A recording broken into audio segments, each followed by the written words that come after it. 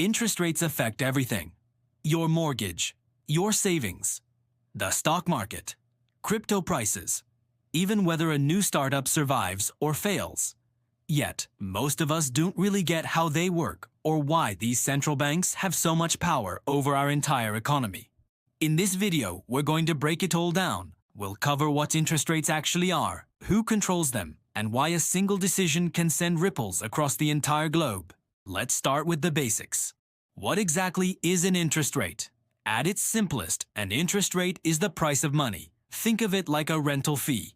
When you borrow money, you pay a fee for using it. That's interest. When you save money in a bank, the bank pays you a fee for letting them use your money. That's also interest. It's a two-way street. But here's the most important concept to grasp.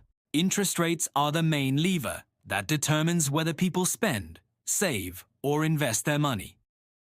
When interest rates are low, money is cheap to borrow.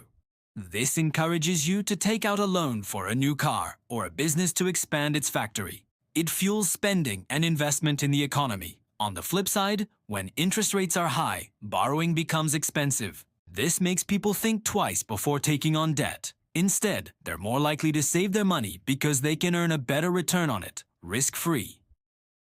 This one single mechanism influences everything from consumer behavior and business investment to the entire financial market and overall economic growth. It's the invisible hand guiding our financial decisions every single day. So, if these rates are so powerful, who gets to decide what they are? This power mainly lies with central banks. In the United States, it's the Federal Reserve, often just called the Fed.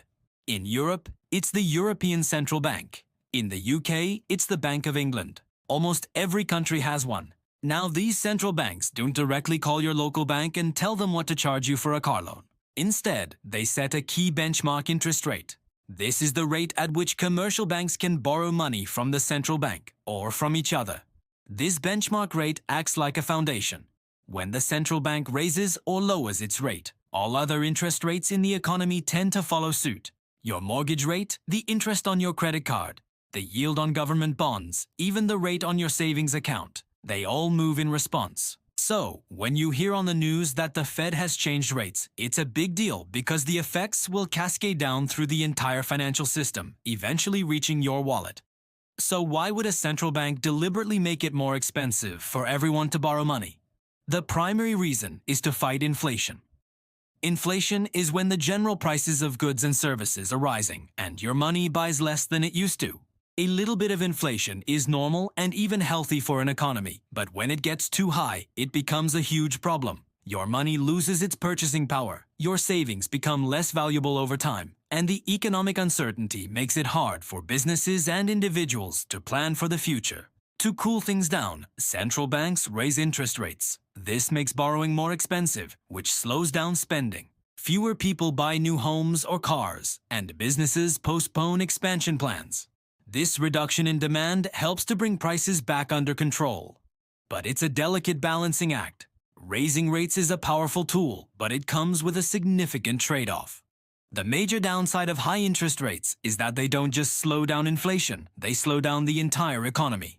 Economic growth can stall. Companies might stop hiring or even lay off workers because business is slowing down. It becomes much harder for businesses, especially new startups, to raise the funding they need to grow and innovate. Even governments feel the pinch, as the debt they hold becomes more expensive to service. This is why you often hear the word recession mentioned alongside interest rate hikes. A recession is a period of significant economic decline. Central bankers are constantly walking a very thin tightrope. Their goal is to control inflation and bring it back down to a stable level, but they have to do it without pushing the economy off the cliff into a deep recession. It's one of the toughest jobs in finance. Financial markets, like stocks and crypto, are extremely sensitive to these interest rate decisions. They often react instantly to any news or even rumors about what central banks might do next. When rates rise, something interesting happens. Suddenly, safer investments like government bonds become more attractive.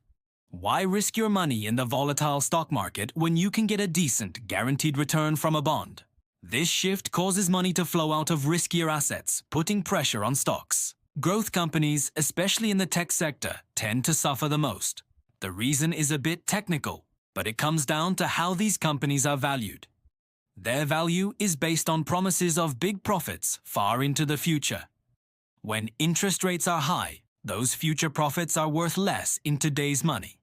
This is why you'll often see tech stocks, fintech companies, and crypto markets struggle during periods of rising interest rates. Now you might be thinking, I don't trade stocks or own crypto, so why does this matter to me? Well, even if you're not an active investor, interest rates have a direct and powerful impact on your daily life.